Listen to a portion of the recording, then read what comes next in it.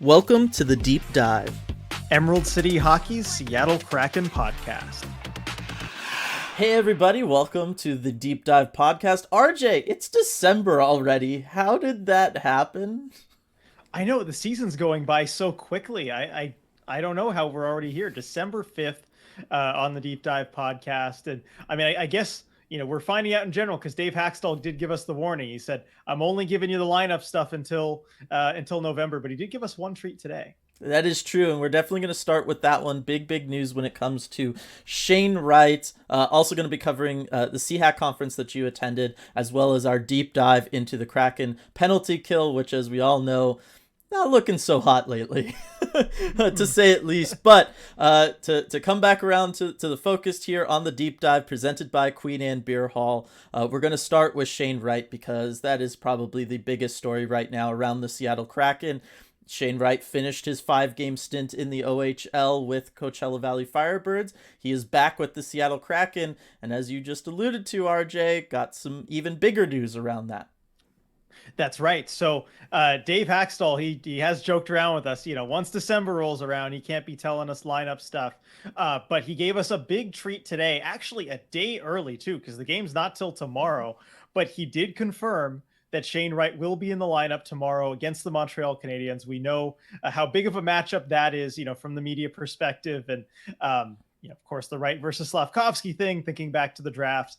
And I'm thankful to the couple members of the Montreal media who did ask that question point blank. Will he play tomorrow? I think that might be just the power of the Montreal media. I was talking with them after that. They're like, yeah, it's maybe I got a little bit more gravitas there. Well, I was just going to say, did he think that we, had already recorded the deep dive earlier this morning before before practice, like we normally do, but we, waited till after practice on this one because we wanted to know what was going on with deep dive. Like, did he just, assume he was going to do his normal, like, oh, you guys just released the deep dive? Here, I've got breaking news. You know what? That's probably it.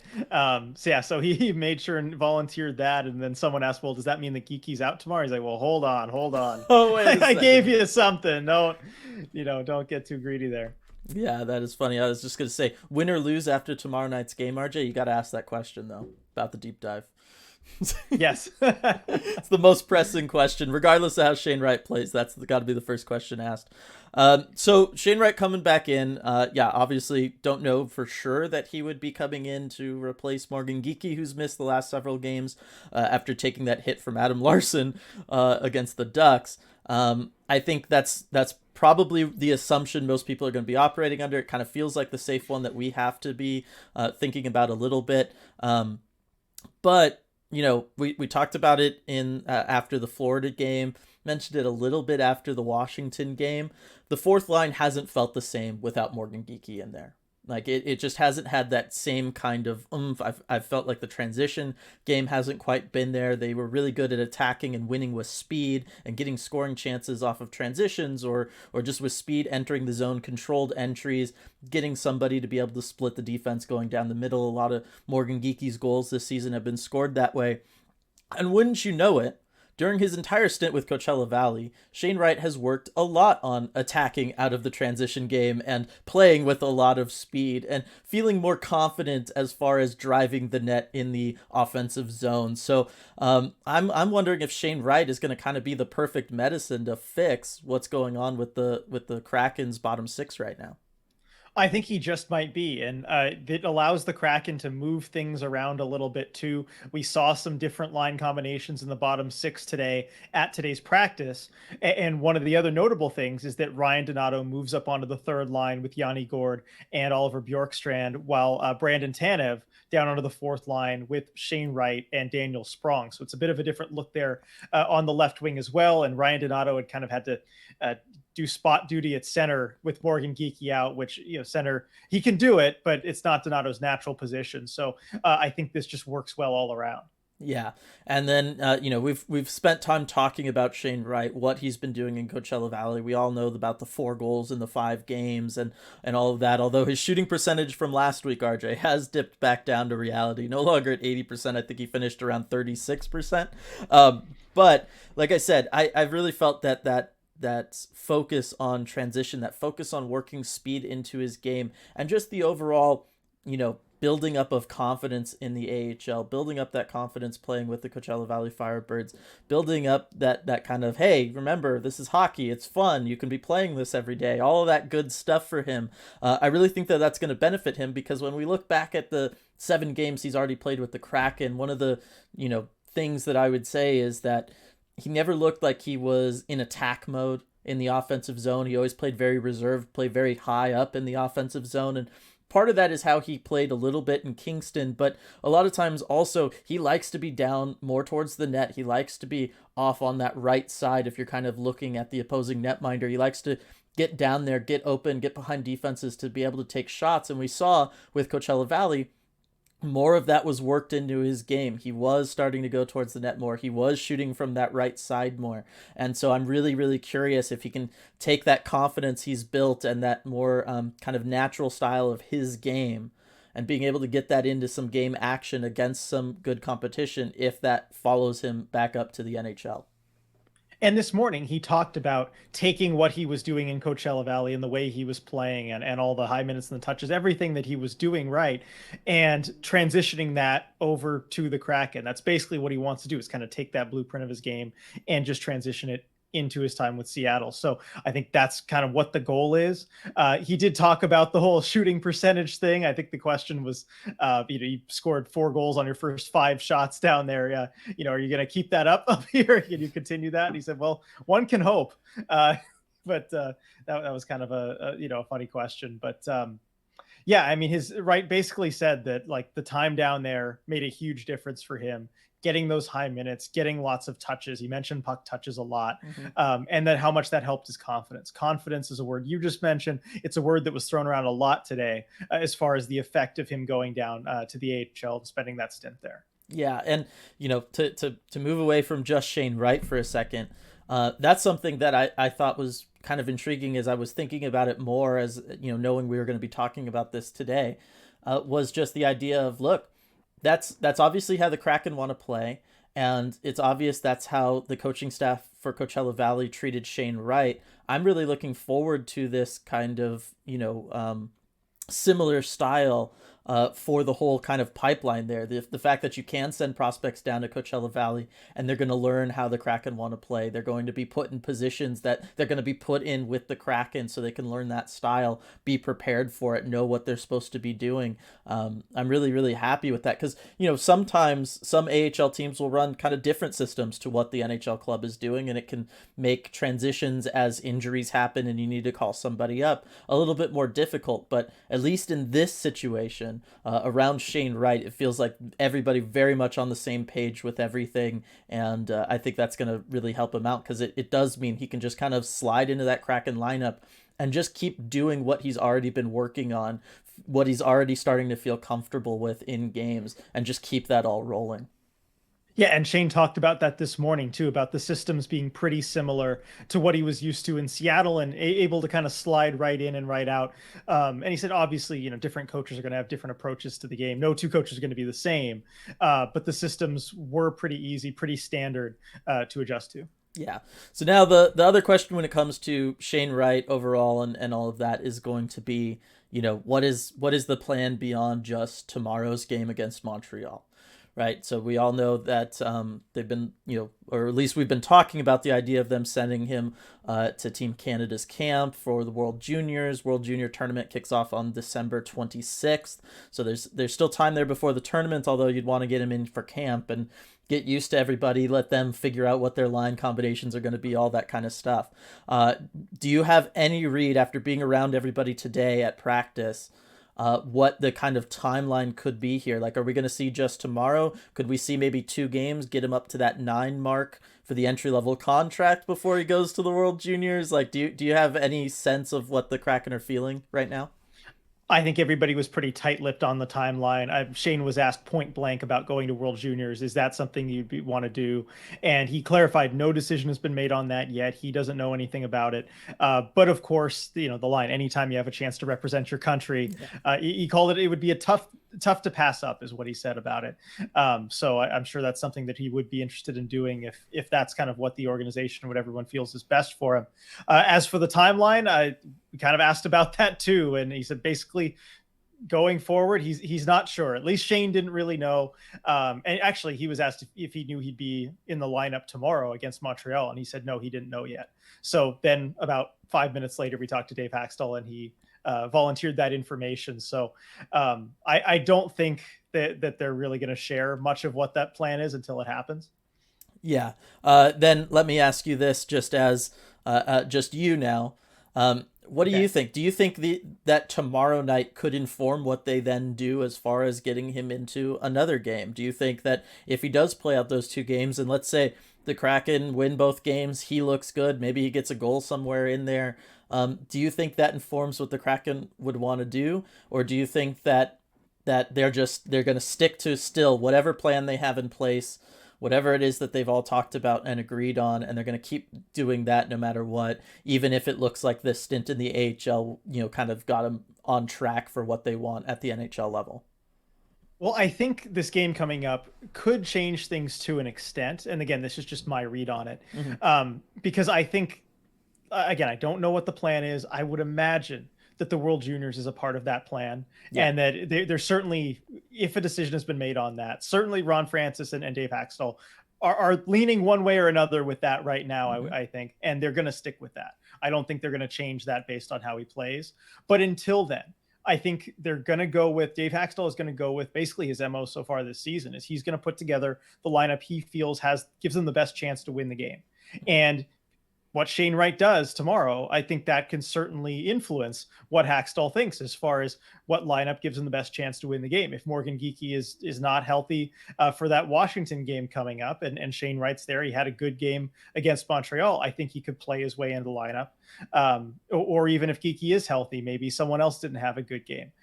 So I think, yeah, he can potentially get himself games going into the World Juniors. I don't know when the camp is for it, when it starts. Do we still have a solid date on that? I still hadn't seen anything. I know it was rumored to start around today, was kind of like the the week of the 5th at least. So got to think maybe later on. I got to think though that Shane Wright would kind of have an in, like he doesn't need to show up first day of camp to try to earn his roster spot. You know what I mean?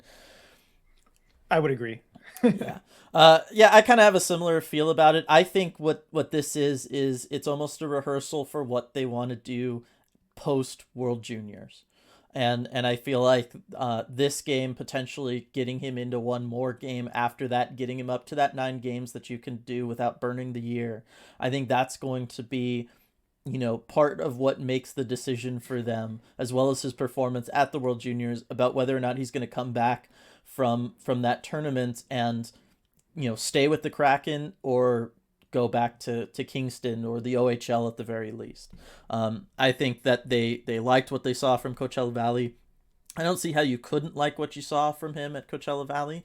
And I think that they really would be curious. I know if I was, Ron Francis, or if I was Dave Haxtell, or if I was anybody kind of involved in the overall development of a prospect, I would be very, very curious to see how well that confidence level, how well those lessons, how well that kind of change up just a little bit in style affects him in these couple games. Because even if he doesn't light up the stat sheet against Montreal, if he comes out and he plays with the level of confidence he was playing in Coachella Valley, that's enough for me to say that let's just burn that year of the entry-level contract. Let's keep him at the NHL level. Let's keep him working with our skill coaches. Let's keep him around all of the guys, and let's get him into as many games as possible as we, are a competitive team and we are trying to build a playoff run. I think that would be very beneficial for him to be around. If he comes back into the lineup and he looks kind of shy offensively the way he did previously, if he's not taking advantage of, say, them giving him, power play unit 2 duties where he can maybe line up on that right side and be aggressive with his shot if he wants to. If he's not doing those things, he's not working on keeping his speed in the defensive zone so he can help out any transition going the other way. If he doesn't do any of that stuff when he plays tomorrow night against Montreal, then that's maybe where I would start taking a step back, and I would say, okay, let's maybe think about sending him back to junior. Let's keep that year on the ELC. Let's focus on just making the playoffs this year with the club, and we can go from there. That's just, if I was in that situation anyway, that's the kind of stuff that I would be looking for tomorrow night and potentially beyond, to try to get a read on whether or not I would want to keep him around. And so I'm guessing that's probably what they're also thinking. Right, I would think so. And you touched on it a little bit there, but I want to hear you elaborate a little bit more, just because I know you've got, that scouting background. You're really good. You did your whole scouting video on Shane Wright. You kind of watched him progress from that last year of juniors to where he is now. And I know you're going to be watching tomorrow's game very closely. Mm-hmm. What do you want to see from Shane Wright in tomorrow's game? Yeah, so I want to see him. I want to see him attack with the puck. I want to see him attack away from the puck. To me, the quintessential Shane Wright shift from everything that I watched of him in Kingston was somebody who was going to make a defensive play, get the puck in transition, do a controlled entry on the left side. This is just what he does. Controlled entry on the left side, stays up high though, doesn't really try to drive into the zone, makes a pass to somebody around the slot, and then he immediately kind of crisscrosses with them and books it and goes and settles in behind the defense on the right side, where he'll wait for a one-timer or a rebound opportunity. That was just so much of, if you go back and you watch, any of the like highlight packages on YouTube or something of Shane Wright goals, so many of them start that way, or Shane Wright highlights from major junior. That's just what so many of them are. And we saw at the NHL level, he was doing a lot of controlled zone entries on the left side, but he wasn't then attacking and going, trying to get behind the NHL defenses and going to that right side where he could wait for a shooting opportunity. He didn't really do that. He would then just stay high and kind of float around up high and make sure he could help out defensively if anything got going the other way. And I understand wanting to do that, especially early on. You want to prove to your coaching staff, hey, look, I'm defensively responsible, all that stuff. But the way the rest of the Kraken have been playing, like we had just talked about, that fourth line in particular, they'd been winning with transition. They'd been winning with speed. They'd won by attacking opposing defenses aggressively. So and that's what he was doing with Coachella Valley. So many of the goals you see from him are him receiving the puck in transition, him either splitting the defense or driving the lane or having time and space on the right side so he can pick his shot, which was seemingly always to the left of a goaltender.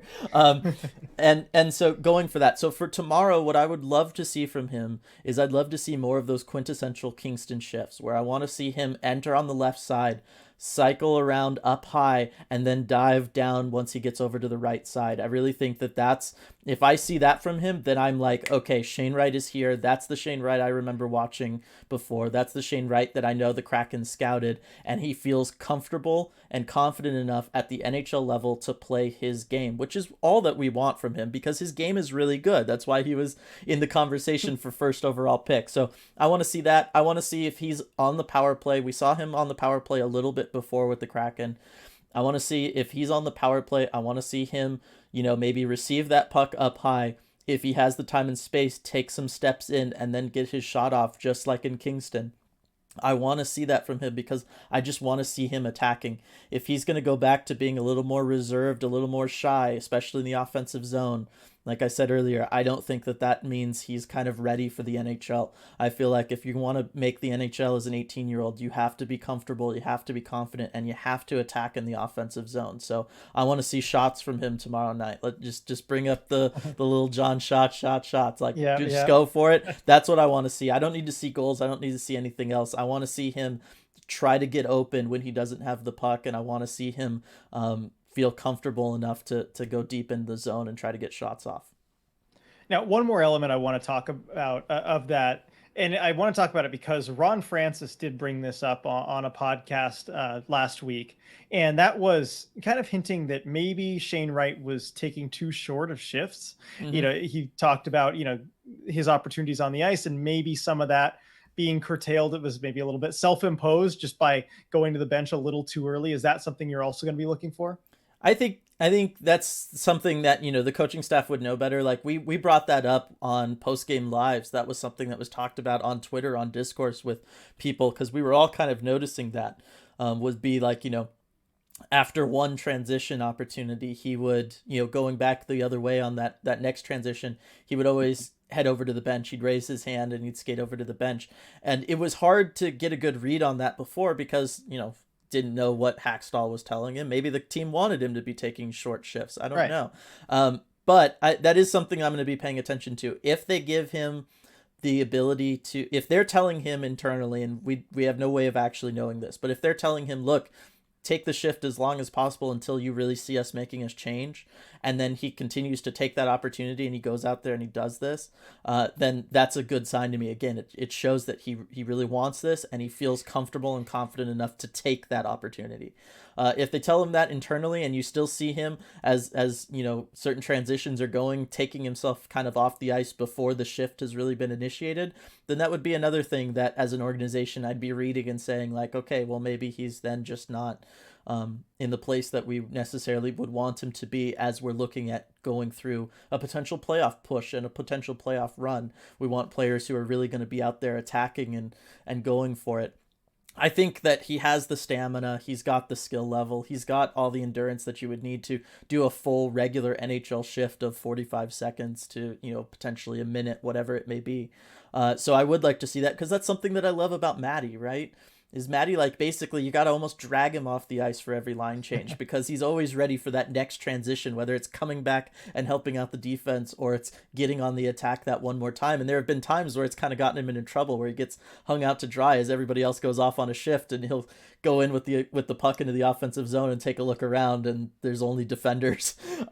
So I would like to see Shane Wright play full shifts. I don't want to see him kind of be the first guy off the ice for his line each and every time. And I certainly, I got to think that at this point, after playing those Coachella Valley games, the NHL club would want to see that as well. Yeah, I would think so. And that's certainly something I'm going to be looking for in this game coming up. Now, last thing I wanted to ask you about, and this one might be a little harder to quantify, but I guess the emotional side of things too, because given the matchup with Montreal, and I know he's been downplaying it since draft day, but if you look at that draft documentary and he's mic'd up, he's there with his dad, and the Habs don't pick him. And I believe his quote was, well, excited to play them now. Yeah. And the day is almost here. I mean, it's going to be that game. I wonder, you know, how much has changed obviously in that time, but basically how he's going to deal with the emotions of everything and how anyone would. And actually it's funny. Hackstall got a question about that today, as far as like, you know, with the draft and everything, how do you want Shane to, do you want him to just like drop it and forget those emotions? Do you want him to like channel that? And he's like, well, want whatever works. Basically, I want to do whatever works for him. You know, that's really what it's all about. And he said, look, you guys are going to be talking about this a lot tomorrow, but it's going to be a big story for you guys, but it's really not going to be a big story for us and our team. But, you know, talking about Shane, because we are the media, we got to talk about it. On the emotional side, I mean, it's hard to tell because different things work for different people. I don't know. What would you do, Dylan? It's so tough. I guess I would, you know, if you and I have both been around a lot of professional athletes. We've both been sports fans forever. We've listened to them talk, right? And for anybody to get to the level that he's gotten to be an exceptional player at the OHL level, to go through that whole process, you obviously have to be someone who is pretty emotionally stable, for one, but also you know, confident, believe in yourself, and be able to take any sort of adversity thrown your way and turn that into motivation. Because to be a professional athlete, especially an NHL player, you got to go play 82 regular season games where you're getting beat up night after night, where you're skating, you know, 4 miles potentially out there on the ice, where you've got to, you know, go out there and give it your all. And it's a grind, and you need things to keep you going in those moments. And they're always good at finding little things to keep them going, whether it's us, the media, saying something about them and trying to prove us wrong, or trying to prove, you know, a family member wrong, or whatever it may be. And so I think that this is a good situation for him where, yes, if he needed that extra little bit to feel that extra little bit of fire in him to go out there and to attack and to really try to prove in this game that could, you know, in some ways determine the rest of his season, I think that it's a good thing that he's playing against Montreal, and it would be a good thing that he would have that thought process of, look, I got to go prove them wrong. I've got to go out there and outplay Slavkovsky. I've got to go out there and and show that they made a mistake for passing on me, that all any concern that they might have had about me was unwarranted, and they were just made a bad call. I think that it's also, it's a really interesting situation that he finds himself in, because yeah, you have this great stint at the AHL, you build up all this confidence, and it's like, hey, welcome, here's the Montreal media for you. You know what I mean? Like, it's not a, you're back to being reminded of something that was kind of disappointing for you. Right, a big deal moment in your hockey career as you were just starting your NHL journey. So I think a lot of things, we're going to learn a lot about who Shane Wright is a little bit in this next game, in this upcoming game, or at least who he is right now as an 18-year-old, which is a massive asterisk. Yeah, exactly. Who he is maybe right now in this moment, not necessarily who he's going to be in his entire future, as much as maybe the Montreal media some of them might frame it that way. But it'll be an interesting game. Yeah, I'm really looking forward to it. So tomorrow night against Montreal, Shane Wright going to be in the lineup. Can't wait to see what that looks like, RJ. I am so pumped for it. Should be a good one. Now we're gonna skip some game recaps here because we got other stuff to talk about. And we just spent a good chunk of time talking about Shane Wright, which I think was warranted. But I did want to recap the SEAHAC conference that you attended this past weekend, and that many of us, I think, were able to watch. It was a very pleasant surprise morning of that it was going to be live streamed. I was able to catch most of it, or at least go back on the VOD and watch what I wasn't able to see live. But I want to hear from someone who was actually there, and that is you, RJ. So can you maybe just really, really briefly re-describe to everybody what it was, and then just kind of take us through how awesome it was to be there in person for it?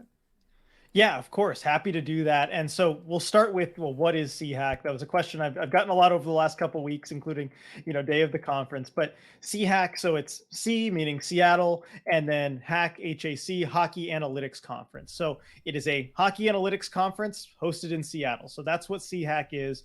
And a lot of the top minds in hockey analytics were all there together in the same place, which made for a really great event. And it was hosted by Allison Lucan, which if you're listening to this, I bet you know who she is. Yeah. And I had seen, all the hard work that she had put into that over the last, 2-3 months, just getting everything set up. And the execution was fantastic, as you'd imagine from anything that Allison really put her mind to an event to put on.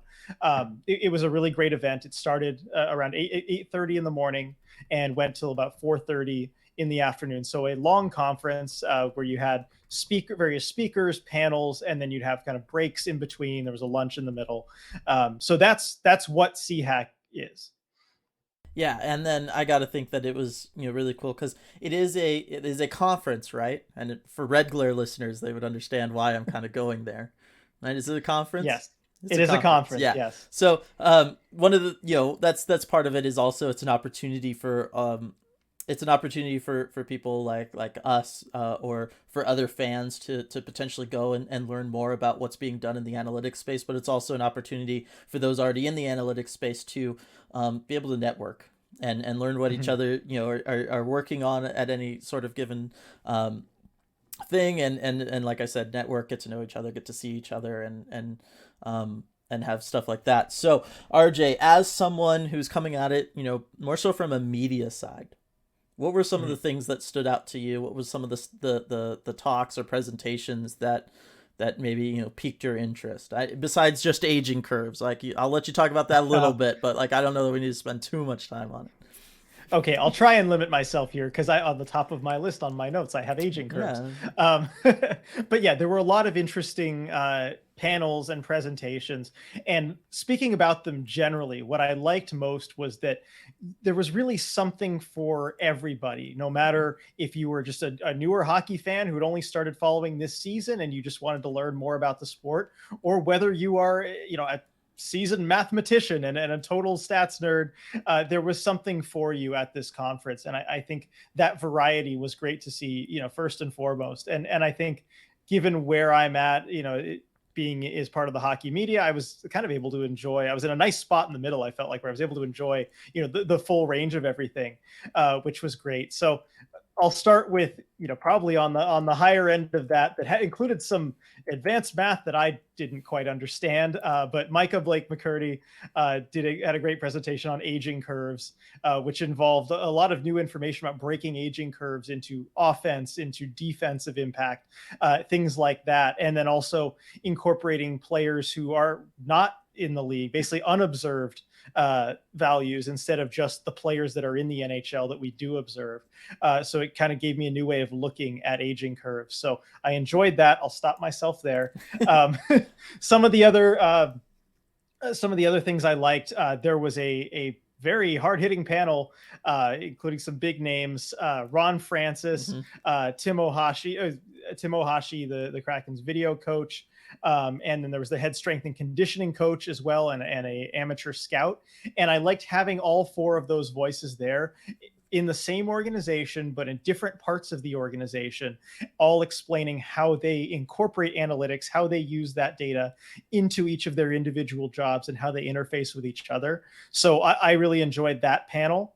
I like the concept really on that one too. You had some interesting quotes from, you kind of got a sense for like the job that everyone does. I mean, Ron Francis, of course, being kind of at the top of hockey ops and basically needing to take in a bunch of that data from different people and make a decision based off of it. You've got, the strength and conditioning team that they get a lot of the like biometric type data and how to work with players' health on that. And then you have to also present that back to the players in a way that is easy for them to understand, in a way that doesn't overload them, crucially, does not overload them. You have scouts where, I mean, Dylan, you'd be quite qualified to talk about this one, but how the job of a scout has changed, where now when you're on a flight, going to wherever your destination is, you can be watching game tape from just about anywhere. And it really increases what you're able to do as an amateur scout, given all that travel time that beforehand you really weren't able to watch that video. And then, of course, the video coaches with Tim Ohashi talking about that, showing the players video clips and things to work on, again, not overloading them. And what stuck with me the most about his presentation was him talking about the importance of creating an environment where a player feels okay, feels safe to talk to you about something. Maybe if there's something that they didn't quite fully understand from a video session, or maybe there's part of their game that they want to work on, where it feels to them like you're approachable and you're able to have that conversation, where they don't feel overwhelmed or like they're being judged or anything. And it's something I wouldn't have necessarily considered right off the bat as far as the job of a video coach, but turns out that's actually a really important aspect of it. Yeah, I was gonna say that this was my favorite panel. This was my favorite presentation, for all the reasons that you just said. But I also felt that, for Kraken fans listening to this one, it might be worth a listen just to be paying attention to the way they talk about the organization as a whole and how they all fit in within the organization. And one of the things we'd spent time talking about in some previous post games and last week on the deep dive was the overall culture around this team, and the culture that the front office and everybody really from Ron Francis on down, or potentially up to ownership and on down, has built for this team. And it's a really solid culture. Ron Francis stated several times during that panel about the idea of, the most important thing is finding character individuals first and foremost, and then finding what they're good at, what they're doing within the organization, what their specific role is going to be, how they're going to fit into the, what cog they're going to be in the larger machine, not to try to, overly simplify anything with my analogy there. But that it's really important to find the person first, and then kind of go out and figure out the larger picture around that. And the person involves both what they can bring as far as their knowledge about their, whatever it is that they're going to be working in, but also that they're a good person, and they're a person that, is going to fight for what they believe in. They're someone that you can trust their opinion. They're going to give you an opinion that you can trust that opinion. And I think that those are things that was very important for me to hear, because it was backing up something we already kind of thought about the Kraken, but it made me feel really, really good about where everything's at for this organization, and how they're going to be able to approach really everything from the draft to strength and conditioning to video coaching to coaching in general, to how they're going to incorporate analytics within their decision making, to how they're going to approach contract negotiations. It just made me feel so good as a Kraken fan that this organization, they get it. and they have people who get it, and they have people in there who are really like good people, and they're people that are really passionate about what they're doing. They're not there because it's just a paycheck or whatever, right? Like everybody is part of that panel. The one thing that also came across was just how passionate they were, how knowledgeable about it, and how excited they were to be able to talk about it. And that's another thing that you just want to see in any workplace, is you want to see people like that. And so for me, I was just like, oh my gosh, just like find a spot for me in here. Like I just want to go work for this team because it just seems like an awesome environment that they've been curating. And I think that's part, that's at play as far as what we've been seeing on the ice this year with the team as a whole. Yeah, the quality and the character of the organization, I think, was on full display at the SEAHAC conference. And it's not really the point of the conference, but I think that is a takeaway that a lot of people had from seeing that. And we've talked about the Kraken's ability to just bring in quality people, anywhere and everywhere since the team has started. And it kind of builds on itself, right? The more good people you have in the organization, the easier it is to attract more good people to the organization. And I think that was really on display. And also was a treat for me, on the media side, getting to talk to and getting to meet some of those people that maybe you don't get the chance to see in the day-to-day when covering the team. Because, you talk with the players and you talk with the coaches in what we do, day to day, but you don't necessarily get to see, a lot of the front office, the analytics staff, people like that. I had some great conversations with Namita Nandakumar and Danny Chu on the analytics team, who, I see them around, but there's not really an opportunity time to talk to them otherwise. And it was great getting to meet them. I enjoyed talking to them. Namita was also a great, kind of co-MC there with Allison too. I thought she did a really good job moderating one of the earlier panels, and I thought she did well with that. And of course, she was a great Twitter follow back when she was allowed to tweet. So I made sure to tell her that. But so I enjoyed that from the media perspective. Yeah, I think that was, like I said, it's a chance for networking, and it's a chance for everybody to be able to talk to them. I mean, so many people would go up there and present and then just be like, hey, if you got any questions, you want to ask me something further, I'm just here. Like just come up and talk to me afterwards. Easy. Yeah. And that's one of the really, really cool things about having an event like this and being able to host something like that here in Seattle. So, hats off, round of applause, all that good stuff to everybody who was able to make it happen. As for kind of just stuff I picked up, because I wasn't able to obviously take part in that aspect of it, right? I'm just having to watch the live stream.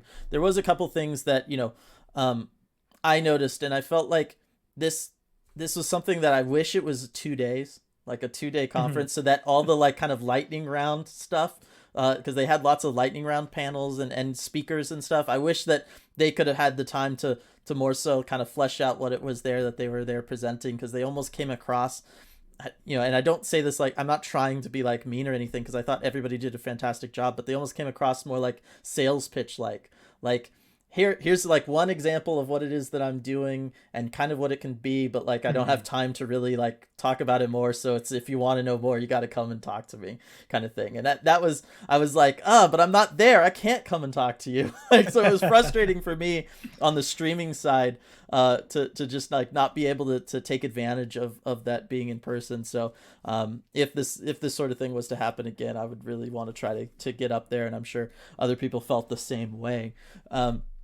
Now, as far as some other things go, RJ, because I really enjoyed the myth busting panel. I thought that one was fantastic because I thought that was the best example of how analytics can really help out what you're trying to do on the ice. Was, here, let's take something that teams have thought about, that coaching staffs have thought about for a long, long time. The idea of, how you're entering the zone, where you're entering the zone, who's entering the zone, how they're making passes off their offhand, all that kind of stuff, right? Are you entering strong side, offside, all that kind of stuff? Or the one-timer question of, if a lefty's passing to a lefty, they can keep the puck rotating in the same way. Does that, lead to better shot attempts and stuff, the way some players feel like it does? Those were kind of the two things that he worked on myth busting. And I believe he was from, was it Sport Track? Do you remember? Yeah, I'm looking at this. Hang on, I'm making sure that we have this right. Huh? That I have the right organization that he's with. But I felt like that was like the quintessential, like, this is the perfect way in which analytics, hockey ops, coaching, player all four elements can come together around something and really be on the same page and work out things. And I thought that that was really, really fantastic. It was a fantastic presentation. I would definitely recommend people look up on the VOD that one. I thought that that was really, really cool. Because that's always been the big question around analytics. I remember when analytics were more so starting to break through with NHL teams, right? Being at a conference myself, the draft conference in 2015, you were there as well. But I remember Yep. there was a lot of people there that were, in the analytics space, and they were trying to break into hockey, and there was this real like, effort of trying to explain like what it was. Because I remember people, they were like, look, I've got all this data, and they'd have binders of data, and the hockey ops people being like, yeah, but what does that actually tell me? Right? Like, is that just going to confirm something I already know, or are you going to tell me something new? Like, what can you teach me with this? Right? There was that appetite for that knowledge and that data, right? But it was like there was like this at the time anyway. All the examples that I was seeing around me, there was like this real like kind of disconnect almost. And what I liked about this conference was that disconnect doesn't seem like it exists anymore, right? There's been that breakthrough of, here we can have data, and this is how we can actually like use it. Yeah. It's one thing to be able to process this data and gain insights that you yourself can understand, being someone who has spent basically their whole time, their whole career around this data. And it's another thing entirely to be able to present that in a way that's concise, that makes sense to people who aren't intimately familiar with that data. And those are two different skill sets. And just because you have one doesn't necessarily mean you have the other. And sometimes the latter, especially, can take practice. And it's something I think the analytics community as a whole has gotten a lot better at. And you see some people who are really just fantastic at both. Yeah, no, it was absolutely fantastic to watch this. And there was lots of those, like I said, those presentations, even some of those shorter ones where I was just like, wow, that would be such a valuable tool if I was running a hockey team, to be able to have that in-house and have the access to that information, and to keep that information maybe away from some of my competitors, right? That was another thing Rod Francis talked about. And so I thought that it did a really good job. If you're someone out there, because I haven't been the biggest like, you know, proponent of analytics and stuff like around on the podcast and stuff. Obviously I come from a coaching from a scouting background, so I come from trying to just trust my eyes and all of that kind of stuff. I haven't been against analytics or anything, but I have been in that camp of like, just because you can prove something happened or say that something's happening, how does that adjust what I would want to be doing as a coach or as a player? You know what I mean? Like that's the thing that has to happen. And I felt like so many of the presenters and so many of the talks and presentations did a really good job of kind of dropping, because again, they are there to in some ways pitch themselves and pitch their products. They want jobs with teams and stuff, right? And so but I thought they did a good job of presenting data that I would see as very valuable if I was an NHL club. Yeah, it's all about actionable data, and I think there was a lot of that. There's one question I want to ask you, Dylan, because Yep. you brought it up about Ron Francis talking about not really wanting to share the information too much because Mm-hmm. there's your competitors around you. And one thing on that panel that the amateur scout mentioned, Chris McDonald, he talked about scouts lie to each other. Yeah. You'll be at an event and be like, oh, there's no players here, there's no players Yeah. here, and all of a sudden teams will be drafting a bunch of guys from that event. So one, Dylan, in your experience, is that true? And two, did you lie? Have you lied to other Have scouts? I ever lied? I don't. That's a good question, because at the WHL level and scouting in California, there was only a handful of teams that even had California-based Right. scouts, right? So it was a rare occurrence in which I would run across some, but there were some. There was one from the Vancouver Giants that I'd run into, one from the Lethbridge Hurricanes that I'd run into. That guy, I don't know how much he actually ever saw of games. He was always just going to whatever food concessions there was, like he just always like crushing ramen or something, as we're watching a game or a tournament. Just everybody needed to know that.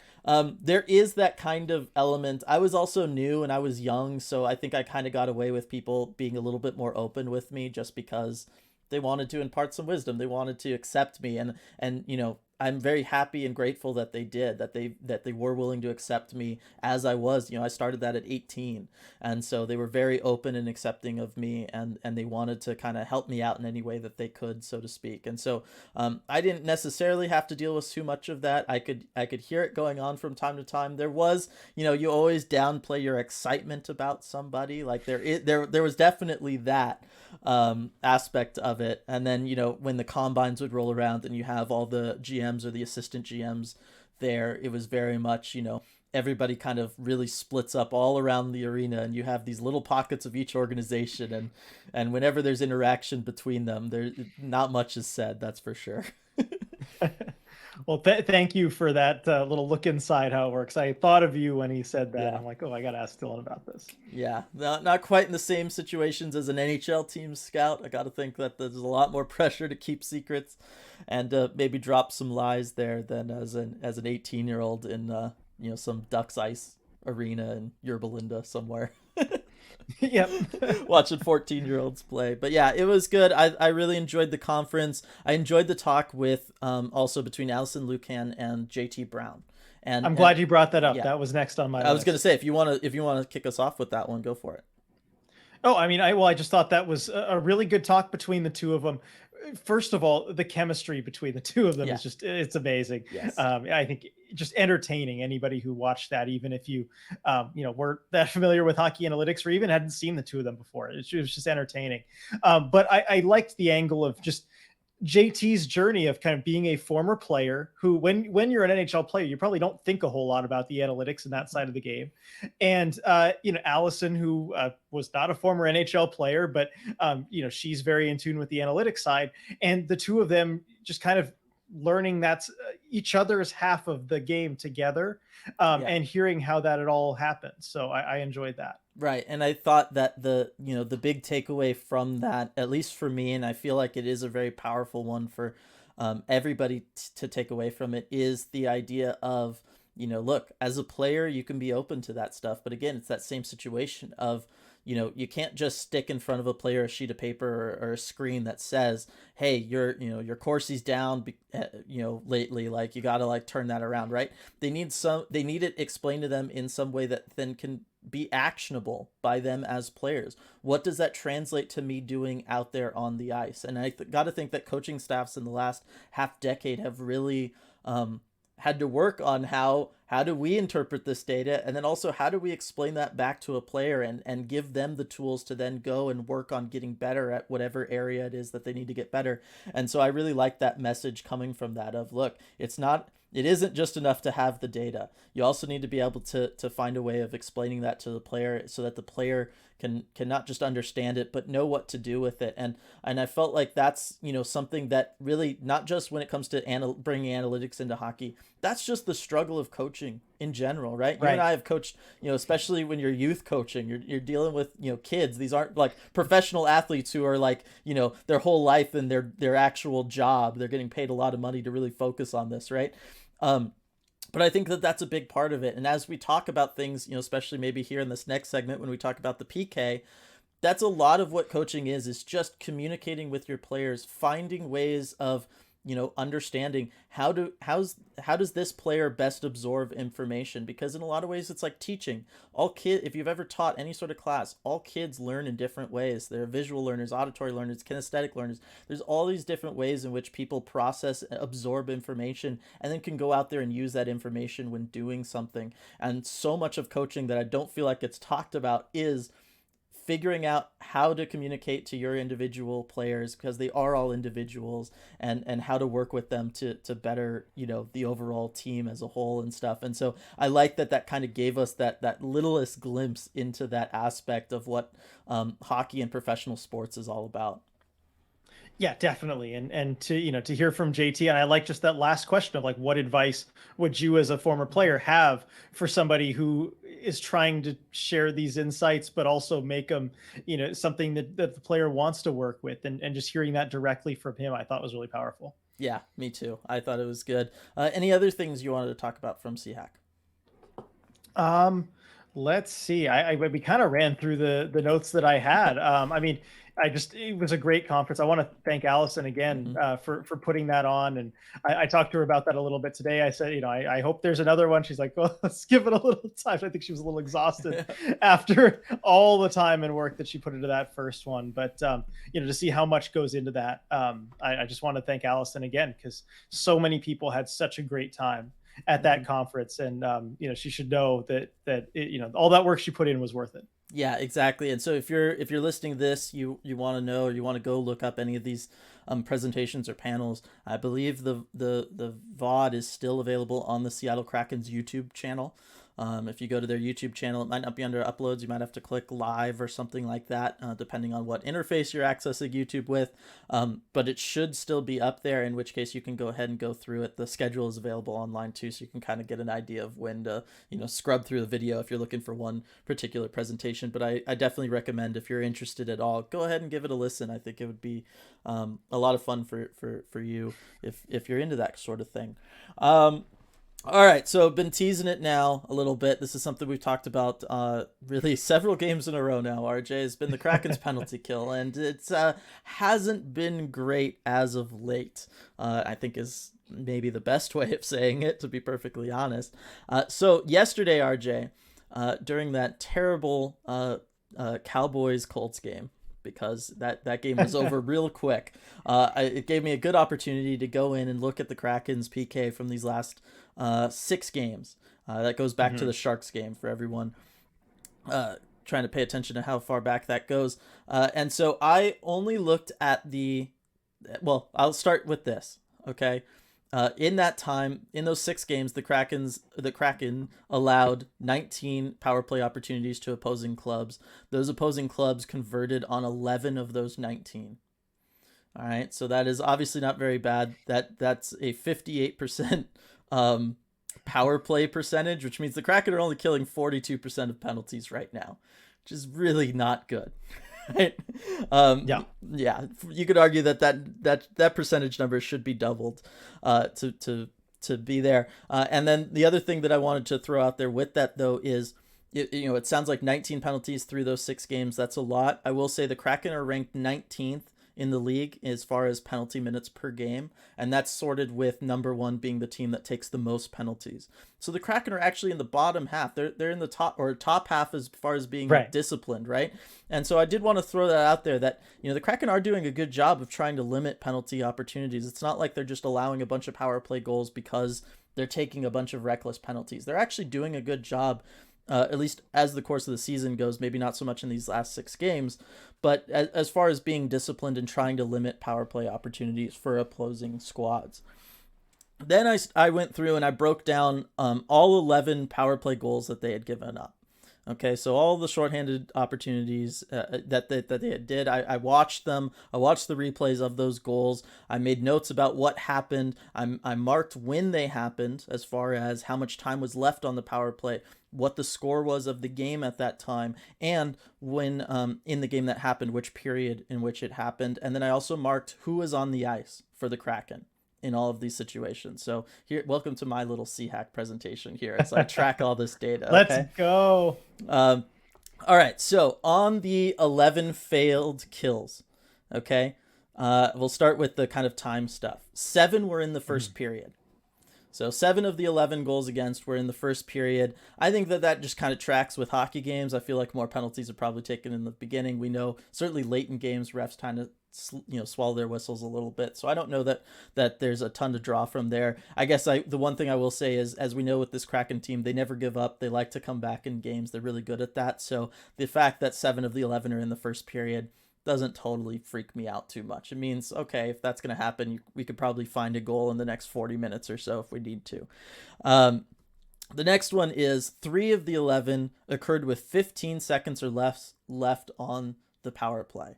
So that's not a ton when considering 6 of them had over a minute left on the power play. So what that tells me is they're struggling from the moment the power play starts all the way through to the end. It's not like, oh, they're really good at killing them off for, a minute 45 and then something happens. No, over half of them were scored when there was over a minute left on these power plays, which tells me that it's a structural system issue. It's not necessarily guys are getting tired or they're caught out there too long kind of issue.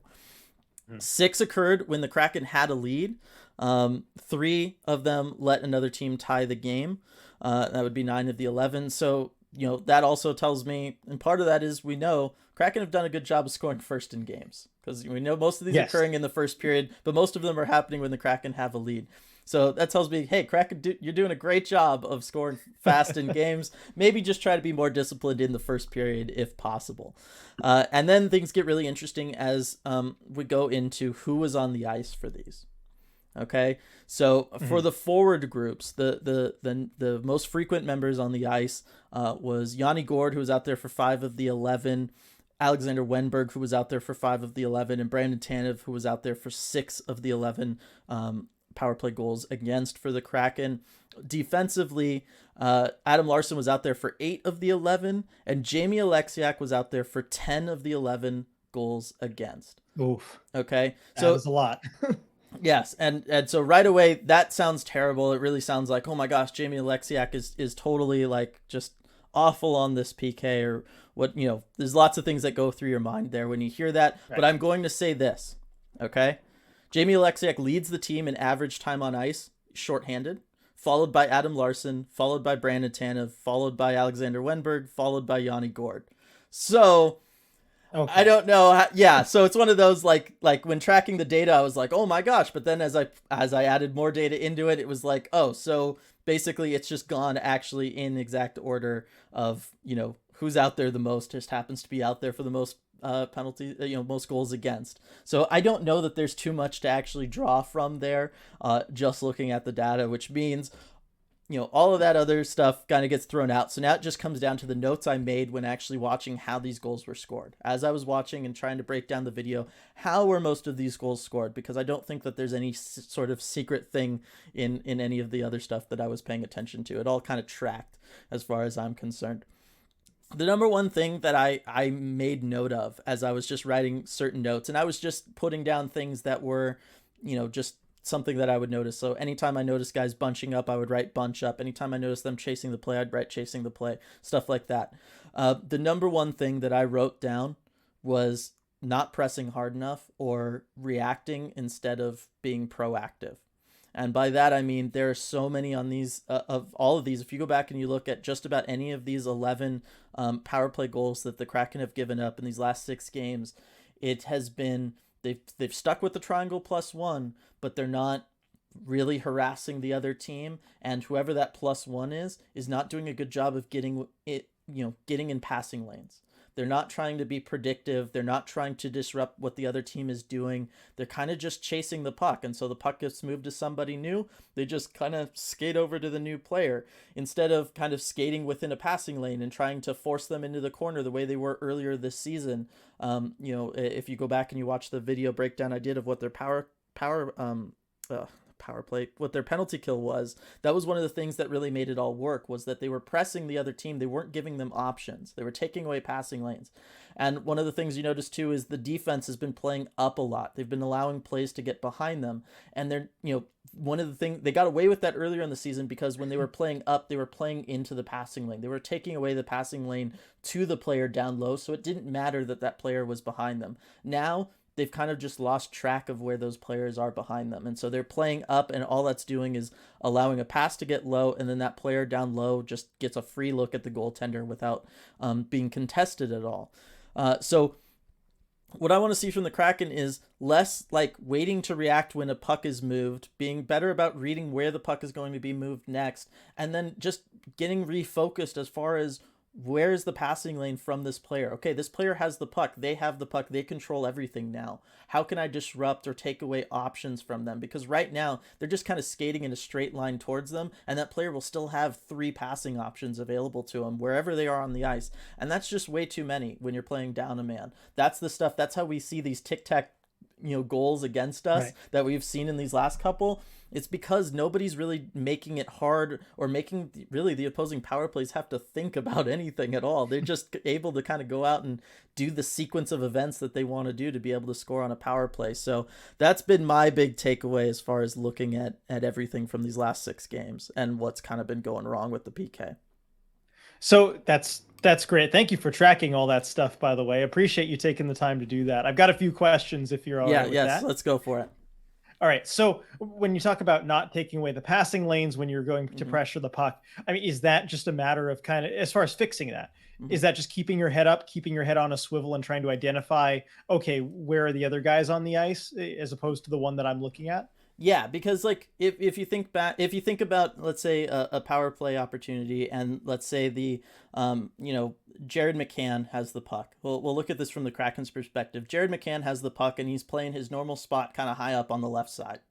All right, as the opposing PK knows that he has a couple options to him. He has the option to go down low to whoever's there. He has the option to pass to the bumper spot, and he has the option to pass over to Vince Dunn because they're on the same unit together, right? Back at the point. So if you're the opposing PK and you're going to go and try to pressure Jared McCann there, the best thing that you can do is take away that pass down low. So the way you want to approach him is to approach him from that passing lane, so that really the only safe play he has is just to kind of slide it back over to Vince Dunn, because it's what's open to him. He knows he can't hold on to the puck forever, and it just keeps things moving and it keeps things in the offensive zone. But it's a low danger pass. Like Vince Dunn's, not set up for a one timer in that situation. He's just going to receive the puck, and now he's got to look for a passing lane. Like you can dictate a lot on the PK if you really want to, as far as making the other team do something by sitting in certain passing lanes, by taking away the passing lane from those high players on either side down low. You're forcing them to always have to go back up high. And then what you do is you can, once that Vince Dunn player has it, that kind of central power play quarterback defenseman has it, then but depending on where you want to send the puck, where you feel like the least dangerous shooter is, you just approach them covering the passing lane like back. Let's say you now approach Vince Dunn covering that passing lane back to Jared McCann. Now you're forcing the pass, to whoever's on the left side, because that's all Vince Dunn has open to him.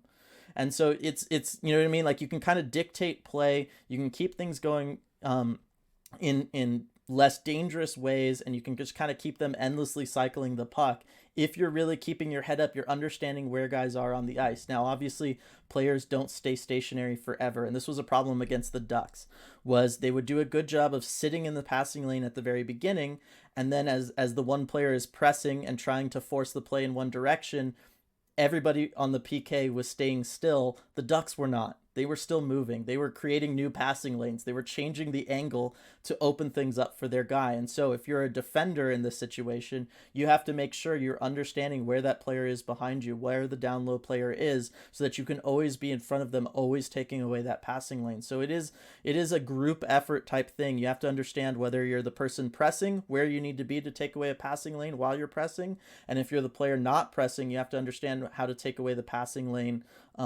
based on where everybody else is on the ice and where they're moving to. And I'm just not seeing that kind of awareness really from anybody on the Kraken. Like through any of these goals, I wasn't seeing that head on a swivel, paying attention, let me stick to this guy. Like just none of that was really happening out there for them. Yeah, you could certainly see that in some of the ones, especially the more egregious breakdowns. And I got one more question on Yeah. this. Um, when the puck is up high, I mean, I'm talking about toward the point, Yeah. pressure on the puck carrier, because Mm-hmm. that's one change that we saw a very deliberate change last season, Yep. where when the Kraken were in a kind of a PK funk, I think they were being a little too passive Yep. on the puck carrier when the puck was up high, giving them more time to make reads, to make a play, and then at a certain point, just a decision was made by the coaches, like, look, we're just gonna up the pressure on the puck carrier up high, and Mm-hmm. we're going to be very aggressive in that way. It had very positive results at first, Mm-hmm. some mixed results later. But where do you think they're at with that right now? And if and like, would you make a change there? Yeah, there just hasn't been a lot of that pressure, or that pressure is coming really late. Like it's coming well after that player has received a pass and they've been able to take a look around and figure out where they're going. And a lot of times you can see teams, the more skilled puck carriers, they're almost toying with the Kraken PK. Like you can tell when a guy has kind of made a read, like he's looking around, he's scanning, and his head kind of pauses on somebody for a moment before he keeps scanning. He's going to that player, but he's waiting until that Kraken kind of pressure guy gets to him before he makes that pass, just to draw that extra defender out of the way. Really try to make it a 4-on-3 for the rest of his team, which is the toughest thing to kill off if you think about it. And so I want to see that's where the proactive approach comes in. And this is something when I was looking at the PK overall earlier in the year, one of the things I noticed was I think Morgan Geekie might be the best penalty killing forward that the Kraken have, because he's really really good at boxing guys in, not taking away passing opportunities, taking away passing lanes. He's really good at keeping his stick out wide. He'll take away one passing lane with his stick, the other one with his body, and the next thing you know, he's just totally backed somebody up against the boards.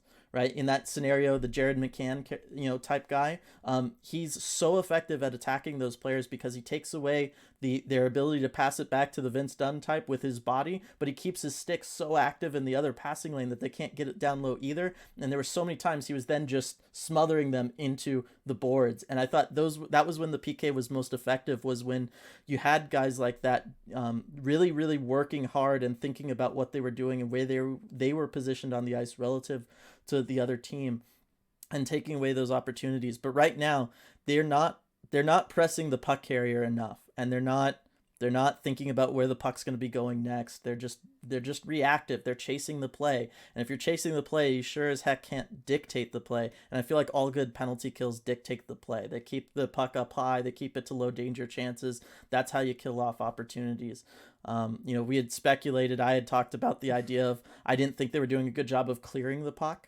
And there was a couple of these goals were the result of a failed clear, but not as many as I thought they were going to be. Like, that was definitely something that I didn't get any confirmation bias from, was a lot of these were just strictly the opposing team could just kind of walk around and wait until they found that gap in the defense or whatever it may be. And the Kraken just never really kind of were pushing any sort of, PK agenda on them. And so I feel like that's what they need to focus on. However they want to do it, they just have to start doing that. Yeah, no, agreed. And I mean, you got a better look than I did, but that's just from the brief overview, kind of remembering on the PK, a lot of that kind of makes sense from the moments that I'm remembering. Yeah, so I'd be curious, like, I didn't go through like the whole games. I didn't watch the PKs they were successful for. I didn't even watch the full the PK opportunity for all of these goals against. It would be interesting to know, though, to have the data on how much of the PK is spent in the Kraken zone with the other team controlling the puck, because based on these 11 goals against, I got to think that number is over a minute, and that's just something that no PK is going to be able to survive against that. You know what I mean? Yeah, simple as that. Yeah. So that's what's going on with the PK. It's just a hard thing to figure out. If they want to do a total shakeup as far as systematically how they want to approach it, that's fine. But the bottom line is the fundamentals of PK, what makes it work, is dictating play, not letting the opposing team do what they want to do. And right now the Kraken are just not doing a good job of that. Just at all. Like, that's just the bottom answer. and I will say, I just got back from practice today. Not a whole lot of special teams work in practice today. Now, my theory for that is that maybe they were originally planning to do a lot of special teams work, but we hadn't released the deep dive podcast yet, so they couldn't listen to it. So, I mean, it kind of threw a wrench in everyone's plan. So sorry about that. Yeah. But we'll see if we get some more of that later. Yeah, maybe, tomorrow morning skate, something like that. I'm sure they're working on it internally, video coaching, all that kind of stuff with everybody. For sure. There's as much as we joke about about that. There's a lot of actual resources dedicated to that. And to be honest, for practice, you're also getting Shane Wright back in. He's playing tomorrow, so they had to kind of practice. He's probably not going to be on the PK tomorrow, so they had to make sure to work him back into practice as well. I think that's part of it. But yes, so that's what's going on there. Hopefully I explained that in a good way. I don't know. I felt like I rambled a little bit, but I got out as much of the data as I could. I tried doing the SEAHAC thing, and I found a bunch of data points, but like I said, it just, with the players, it all just laid out exactly how often they play. So I don't know that we can really draw anything from it. There's no key of like, wow, this one guy is out there all the time, so maybe he should just be off the PK. Fortunately, it wasn't that easy. Yep. No, I mean, I'd like to see one of those at SEAHAC. Just like, no, there really was nothing here. Sorry. Yeah. Just, it confirms what we all kind of thought. Oh well. I mean, there is value in that, though, right? Like, there is, and I'm sure. Value. And again, there's a lot of the people who really, do this for real, like, I'm sure they come across a lot of that, and then like, okay, on to the next question. That's how it works. Right. You do need to answer those questions. So it's very interesting stuff. Happy, like I said, I'm just really happy that they streamed that conference. I was able to. Oh yeah. All of us at home were able to participate in our own little way. All right, that's gonna do it for this episode of the Deep Dive, everybody. Super excited for tomorrow night against Shane Wright. With Shane Wright against the Montreal Canadiens. Jeez. There you go, Dylan. Thanks so much to Queen Anne Beer Hall for sponsoring this episode of the podcast, and we will see you all next time.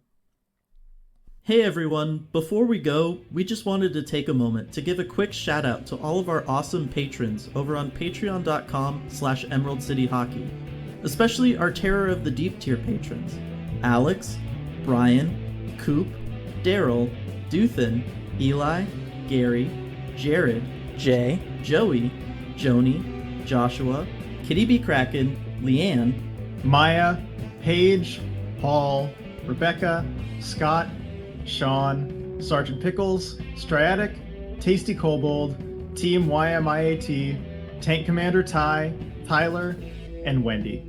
Thank you so much for making all of this possible. We really appreciate your support.